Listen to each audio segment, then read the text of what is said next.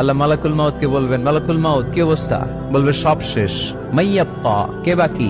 মালাকুল মাউত বলবে জিনেরা বাকি, যাদেরকে দেখা যায় না। আল্লাহ বলবেন জিনদেরকেও শেষ করে ফেলো, রুহু কবজ করো। মালাকুল মাউত আজরাইল জিনদের রুহু কবজ করবে। আল্লাহ এবার জিজ্ঞেস করবে, ইয়া মালাকাল মাউত আখবিরনি মাইয়াব্বা, এবার বলো আর কে বাকি? মালাকুল মাউত বলবে, আল্লাহ মানুষগুলো সব শেষ, জিনগুলাও শেষ, এবার বাকি ইবলিস শয়তান। কে বাকি? ইবলিসরেও শেষ করো, ইবলিসও শেষ। আল্লাহ আবার জিজ্ঞেস করবেন, ইয়া মালাকাল মাউতি মাইয়াব্বা, আর কে বেঁচে আছে বলো?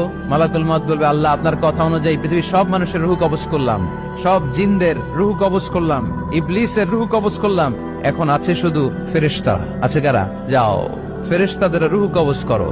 ফেরেশতাদের রুহু কবজ হয়ে যাবে। এবার আল্লাহ জিজ্ঞেস করবেন, ইয়া মালাকাল মাউত আখবিরনি মাইয়াব্বা।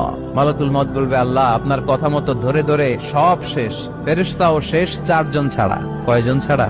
জোরে বলেন, কয়জন ছাড়া? ইসরাফিল, জিব্রাইল, মিকাইল,